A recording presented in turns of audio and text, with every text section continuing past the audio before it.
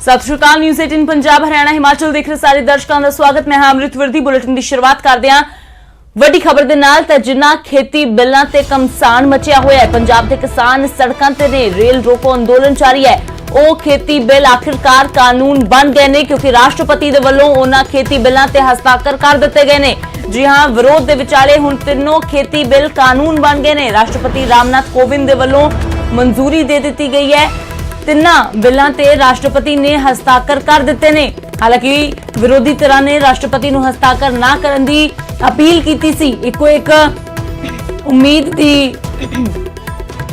किरण जो नजर आ रही सी विरोधियों नूं भी ते नाल ही किसानां नूं। राष्ट्रपति दे कोल सी कि राष्ट्रपति शायद हस्ताक्षर ना करन, पर राष्ट्रपति दे वल्लों जिवें पहले तो ही ये संभावना सी कि हस्ताक्षर कर दिते जाणगे, वो कर दिते गए।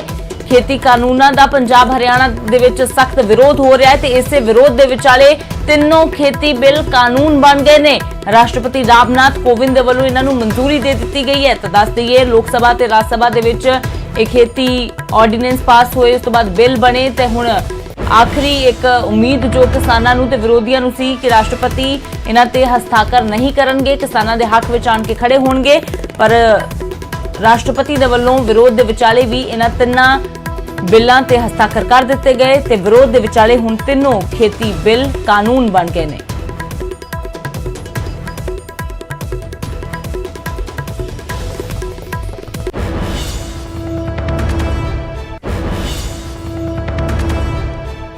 तो उधर राष्ट्रपति दी मंजूरी ते पंजाब दे मुख्यमंत्री कैप्टन अमरिंदर सिंह ने दुख जताया है। उन्होंने कहा कि यह बेहद मंदभागा है कि राष्ट्रपति दे वल्लों इन्हां ते दस्तखत कर दिते गए ने ते हुण ये कानून बन गए ने।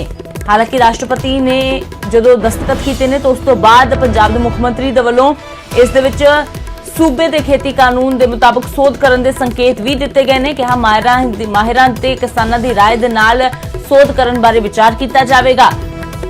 ते उधर सुखबीर बादल ते निशाना साधिया कहा कि सुखबीर ने तोहफे के रूप च दिते ने किसान विरोधी कानून।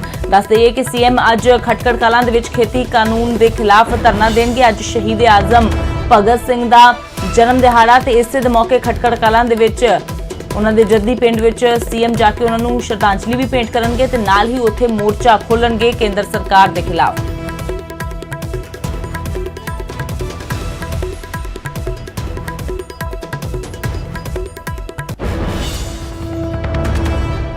तो इधर कैप्टन अमरिंदर सिंह दे वल्लों राष्ट्रपति वल्लों दस्तखत किए जाने तो बाद मंदभागा इसनूं करार दिता गया है। तो दूजे पासे अकाली दल भी हुण केंद्र के खिलाफ सख्त रुख अख्तियार करी बैठा है। तो इधर सुखबीर बादल दे वल्लों कहा गया है कि राष्ट्रपति दे वल्लों जो हस्ताक्षर किए गए ने वो लोकतंत्र दे लई एक काला दिन ने, किसानां दे लई एक काला दिन ने। सुखबीर ने कहा कि राष्ट्रपति ने भी किसानां दी आवाज नहीं सुनी। दस दे कि अकाली दल दे वल्लों भी राष्ट्रपति नूं मिल के अपील की गई सी कि इन्हां बिलों ते हस्ताक्षर ना किए जान। राष्ट्रपति नूं सुखबीर बादल ने अपील की सी कि वो किसानां दे हक में जाके खड़े होण, नहीं तो किसान कदे भी माफ नहीं करनगे। पर इस सब विरोध दे विचाले अपीलों दे विचाले राष्ट्रपति दे वल्लों हस्ताक्षर कर दिते गए ते नवे बिल कानून बन गए ने।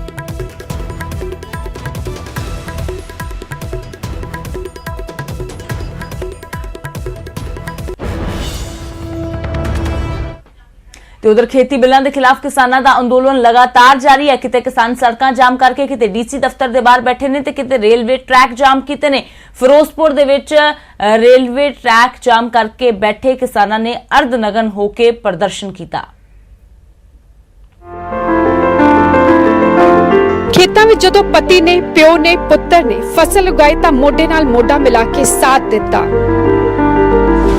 हुण जदों खेती ते किसानी ते संकट दे बदल मंडरांदे नजर आए तां एक बार फिर किसान दी पत्नी, किसान दी धी, किसान दी मां डट के नाल आ खड़ी हुई है।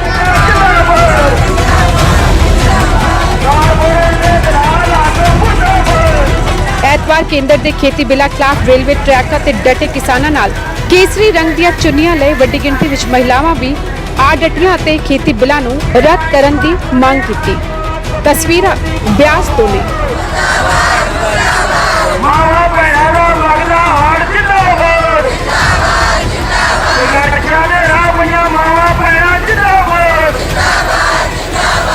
हर आज वर्ग नूं इस ਸੰਘਰਸ਼ ਦੀ ਲੋੜ ਹੈਗੀ ਹੈ ਤੇ ਅਸੀਂ ਚਾਹੁੰਦੇ ਆ ਜਿਹੜੇ ਮੋਦੀ ਸਰਕਾਰ ਨੇ ਆਰਡੀਨੈਂਸ ਪਾਸ ਕੀਤੇ ਆ ਤਿੰਨੋਂ ਵਾਪਸ ਲਵੇ। ਜੇ ਨਾ ਵਾਪਸ ਲਏਗੀ ਅਸੀਂ ਇਸ ਤੋਂ ਵੱਧ ਜੇ ਜੇਲ੍ਹ ਪਰ ਅੰਦੋਲਨ ਕਰਨਾ ਪਏਗਾ ਅਸੀਂ ਉਹ ਵੀ ਕਰਾਂਗੇ, ਪਰ ਇਹ ਆਰਡੀਨੈਂਸ ਅਸੀਂ ਵਾਪਸ ਕਰਾ ਕੇ ਹੀ ਦਮ ਲਾਂਗੇ। ਉਨੀ ਦੇਰ ਤੱਕ ਸਾਡੀਆਂ ਭੈਣਾਂ ਨਹੀਂ ਮਿਲਣੀਆਂ। ਕੁਝ ਅਜਿਹੀਆਂ ਤਸਵੀਰਾਂ ਫਿਰੋਜ਼ਪੁਰ ਤੋਂ ਵੀ ਨਜ਼ਰ ਆਈਆਂ। ਫਿਰੋਜ਼ਪੁਰ ਰੇਲਵੇ ਟਰੈਕ ਤੇ ਪਿਛਲੇ 4 ਦਿਨਾਂ ਤੋਂ ਕਿਸਾਨ ਧਰਨਾ ਲਾ ਕੇ ਬੈਠੇ ਹੋਏ ਨੇ।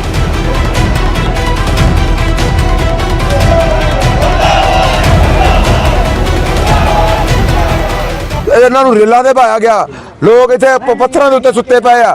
ਅੱਜ ਸਾਨੂੰ ਚੌਥਾ ਦਿਨ ਹੋ ਗਿਆ, ਅਜੇ ਇਹ ਜਿਹੜੇ ਰੇਲ ਜਿਹੜੇ ਰੋਸ ਮੁਜ਼ਾਹਰੇ ਆ ਇਹ ਬਹੁਤ ਤੇਜ਼ ਚੱਲਣਗੇ। ਗਾਂ ਇਹਨਾਂ ਸੰਘਰਸ਼ ਨੂੰ ਹੋਰ ਤੇਜ਼ ਕਰਾਂਗੇ। ਖੇਤੀ ਬਿੱਲਾਂ ਖਿਲਾਫ ਕਿਸਾਨਾਂ ਦਾ ਪ੍ਰਦਰਸ਼ਨ ਹਰ ਗੁਜ਼ਰਦੇ ਦਿਨ ਦੇ ਨਾਲ ਤੇਜ਼ ਹੁੰਦਾ ਜਾ ਰਿਹਾ ਹੈ। 29 ਤਾਰੀਖ ਤੱਕ ਧਰਨੇ ਤੇ ਬੈਠੇ ਕਿਸਾਨਾਂ ਨੇ ਸਾਫ਼ ਕਰ ਦਿੱਤਾ ਹੈ ਕਿ ਜੇਕਰ ਖੇਤੀ ਬਿੱਲ ਰੱਦ ਨਾ ਕੀਤੇ ਗਏ ਤਾਂ ਅੱਗੇ ਵਿਰੋਧ ਪ੍ਰਦਰਸ਼ਨ ਹੋਰ ਤੇਜ਼ ਕੀਤਾ ਜਾਏਗਾ। ਬਿਆਸ ਤੋਂ ਮੇਜਰ ਸਿੰਘ ਅਤੇ ਫਿਰੋਜ਼ਪੁਰ ਤੋਂ ਮਨਦੀਪ ਕੁਮਾਰ ਦੇ ਨਾਲ ਬਿਊਰੋ ਰਿਪੋਰਟ ਨਿਊਜ਼ 18। ਤੇ ਉਧਰ ਖੇਤੀ ਬਿੱਲਾਂ ਦੇ ਖਿਲਾਫ ਜਿੱਥੇ ਲਗਾਤਾਰ ਕਿਸਾਨ ਡਟੇ ਹੋਏ ਨੇ, ਉੱਥੇ ਵੱਡੀ ਗਿਣਤੀ ਦੇ ਵਿੱਚ ਇਸ ਵਾਰ ਕਲਾਕਾਰਾਂ ਦਾ ਸਮਰਥਨ ਵੀ ਕਿਸਾਨਾਂ ਨੂੰ ਮਿਲ ਰਿਹਾ ਹੈ। ਤੇ ਹੁਣ ਇੱਕ ਵਾਰ ਫਿਰ ਤੋਂ ਅੱਜ ਵੱਡੀ ਗਿਣਤੀ ਦੇ ਵਿੱਚ ਕਲਾਕਾਰ ਪੰਜਾਬੀ ਇੰਡਸਟਰੀ ਦੇ ਬਟਾਲਾ ਦੇ ਵਿੱਚ ਇਕੱਠੇ ਹੋਣਗੇ ਤੇ ਉੱਥੇ ਕਿਸਾਨਾਂ ਦੇ ਹੱਕ ਦੇ ਵਿੱਚ ਨਾਰਾ ਦੇਣਗੇ। ਜੀ ਹਾਂ, ਵੱਡੀ ਗਿਣਤੀ ਦੇ ਵਿੱਚ ਕਲਾਕਾਰ ਅੱਜ ਬਟਾਲਾ ਪਹੁੰਚ ਰਹੇ ਨੇ। 11 ਵਜੇ ਦਾ ਪ੍ਰੋਗਰਾਮ ਰੱਖਿਆ ਗਿਆ ਹੈ, ਉੱਥੇ ਪ੍ਰਦਰਸ਼ਨ ਕੀਤਾ ਜਾਵੇਗਾ ਤੇ ਇੱਕ ਵਾਰ ਫਿਰ ਤੋਂ ਕਿਸਾਨਾਂ ਦੇ ਹੱਕ ਦੀ ਆਵਾਜ਼ ਕੇਂਦਰ ਸਰਕਾਰ ਦੇ ਕੰਨਾਂ ਤੱਕ ਪਹੁੰਚਾਉਣ ਦੀ ਕੋਸ਼ਿਸ਼ ਕੀਤੀ ਜਾਵੇਗੀ। ਯੋਗਰਾਜ ਸਿੰਘ, ਹਰਭਜਨ ਮਾਨ, ਰਣਜੀਤ ਬਾਵਾ, ਹਰਜੀਤ ਹਰਮਨ, ਕੰਵਰ ਗਰੇਵਾਲ, ਐਮੀ ਵਿਰਕ, ਤਰਸੇਮ ਜੱਸੜ ਇਸ ਪ੍ਰਦਰਸ਼ਨ ਦੇ ਵਿੱਚ ਸ਼ਾਮਿਲ ਹੋਣਗੇ। ਦੱਸ ਦਈਏ ਕਿ 25 ਤਰੀਕ ਦੇ ਧਰਨਿਆਂ ਦੇ ਵਿੱਚ ਵੀ ਕਲਾਕਾਰ ਸ਼ਾਮਿਲ ਹੋਏ ਸੀ। ਮਾਨਸਾ ਦੇ ਵਿੱਚ ਵੱਡਾ ਪ੍ਰਦਰਸ਼ਨ ਸੀ, ਨਾਭਾ ਦੇ ਵਿੱਚ ਵੱਡਾ ਪ੍ਰਦਰਸ਼ਨ ਸੀ, ਸ਼ੰਭੂ ਬੈਰੀਅਰ ਤੇ ਵੱਡੀ ਗਿਣਤੀ 'ਚ ਕਲਾਕਾਰ ਇਕੱਠੇ ਹੋਏ ਸੀ। ਇਸ ਤੋਂ ਇਲਾਵਾ ਬੀਤੇ ਕੱਲ ਸਿੱਧੂ ਮੂਸੇਵਾਲਾ ਦੇ ਵੱਲੋਂ ਮੋਹਾਲੀ ਦੇ ਵਿੱਚ ਵੀ ਇੱਕ ਵੱਡਾ ਪ੍ਰਦਰਸ਼ਨ ਕੀਤਾ ਗਿਆ। ਉਸ ਦੌਰਾਨ ਵੀ ਕਿਸਾਨੀ ਮੁੱਦੇ ਉਹਨਾਂ ਨੇ ਜ਼ੋਰ ਸ਼ੋਰ ਦੇ ਨਾਲ ਚੁੱਕੇ ਨੇ ਤੇ ਅੱਜ 11 ਵਜੇ ਬਟਾਲਾ ਵਿਖੇ ਇਹ ਕਲਾਕਾਰ ਸਾਰੇ ਇਕੱਠੇ ਹੋ ਰਹੇ ਨੇ।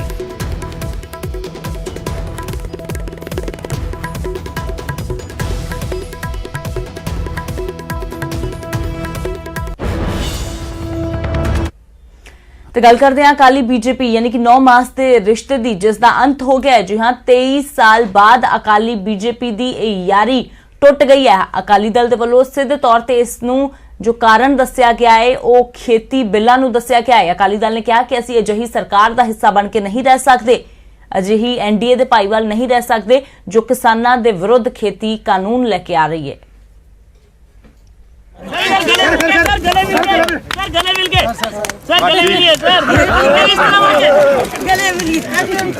हम तो बहुत देर से गले मिले हुए हैं। ਕਰੀਬ 23 ਸਾਲ ਪਹਿਲਾਂ ਅਟਲ ਬਿਹਾਰੀ ਵਾਜਪਾਈ ਤੇ ਪ੍ਰਕਾਸ਼ ਸਿੰਘ ਬਾਦਲ ਦੇ ਵਿਚਾਲੇ ਸਾਂਝ ਪਈ। ਦੋਵੇਂ ਆਗੂਆਂ ਦੇ ਵਿਚਾਲੇ ਜੱਫੀਆਂ ਪਈਆਂ, ਪਰ 23 ਸਾਲ ਦੀ ਸਾਂਝ ਦੇ ਬਾਅਦ ਇਹ ਰਿਸ਼ਤਾ ਖਤਮ ਹੋ ਗਿਆ। 23 ਸਾਲ ਤੱਕ ਚੱਲੀ ਸਿਆਸੀ ਯਾਰੀ ਹੁਣ ਟੁੱਟ ਚੁੱਕੀ ਹੈ। ਸ਼ਨੀਵਾਰ ਨੂੰ ਅਕਾਲੀ ਦਲ ਦੀ ਕੋਰ ਕਮੇਟੀ ਦੀ ਮੀਟਿੰਗ ਵਿੱਚ ਬੀਜੇਪੀ ਦੇ ਨਾਲ ਨਾਤਾ ਤੋੜਨ ਦਾ ਫੈਸਲਾ ਕਰ ਲਿਆ ਗਿਆ।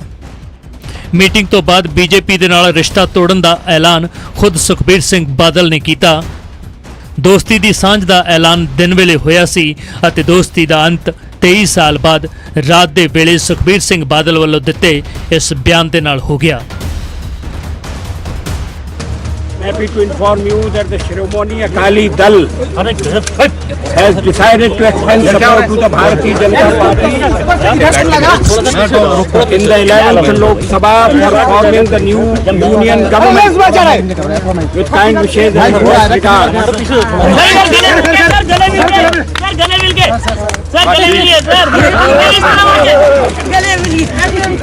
हम तो बहुत देर से गले मिले हुए हैं।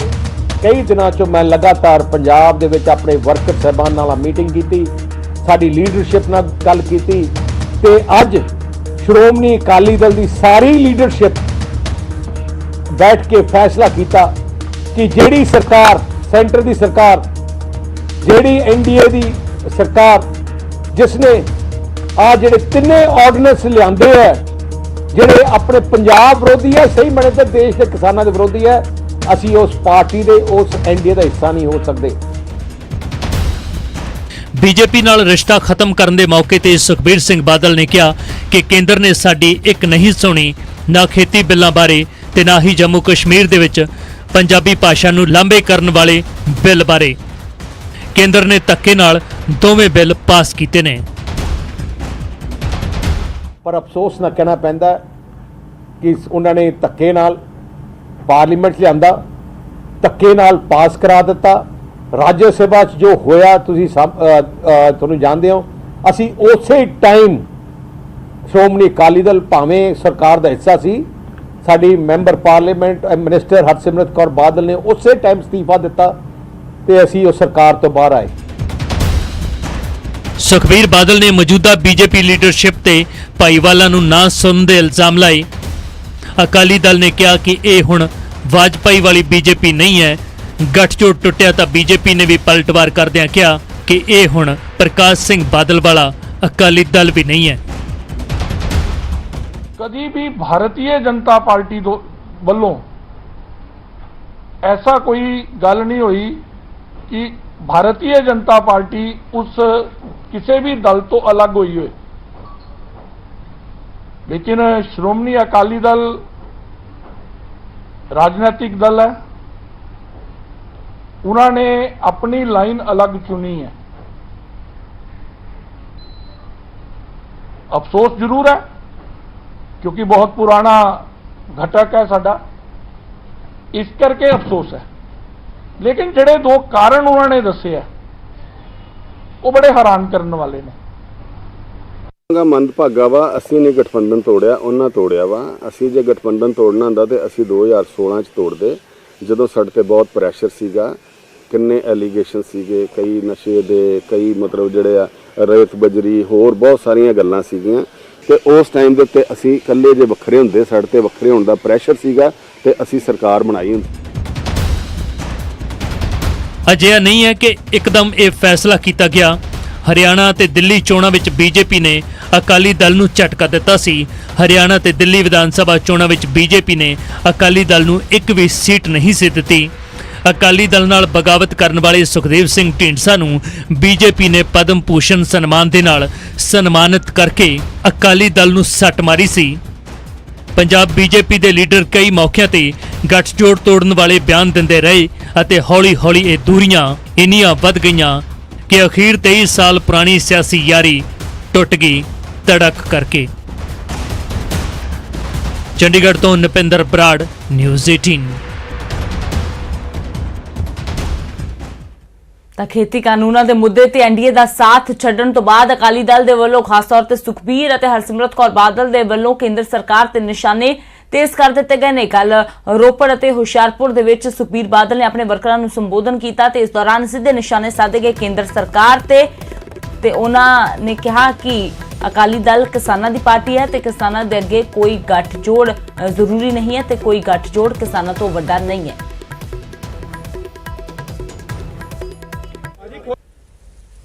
ਪੰਜਾਬ ਦੀ ਸਿਆਸਤ ਵਿੱਚ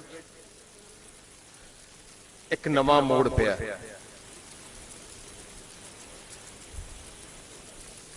ਸ਼੍ਰੋਮਣੀ ਅਕਾਲੀ ਦਲ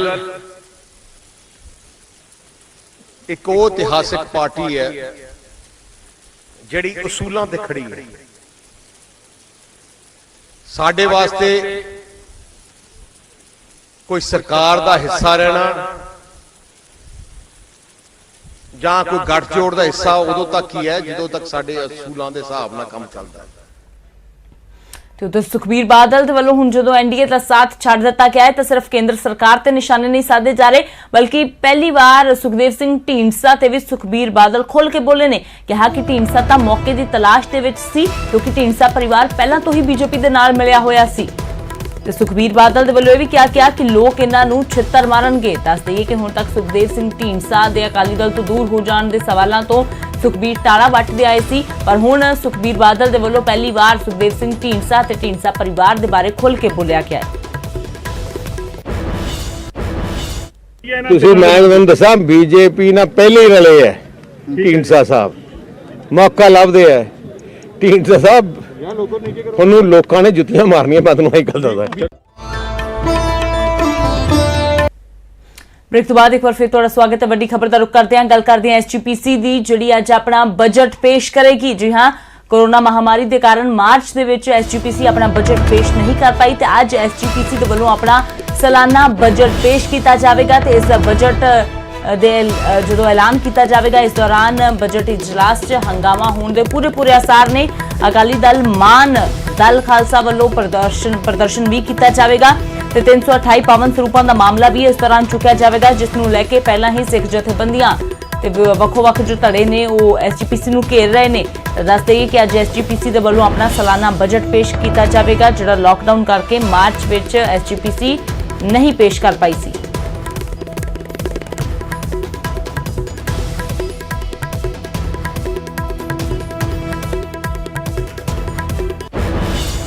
ਤੇ ਫਿਲਹਾਲ ਇਸ ਬੁਲੇਟਿਨ ਦੇ ਵਿੱਚ ਨਹੀਂ, ਨਿਊਜ਼ 18 ਤੇ ਖਬਰਾਂ ਦਾ ਸਿਲਸਿਲਾ ਲਗਾਤਾਰ ਜਾਰੀ ਹੈ।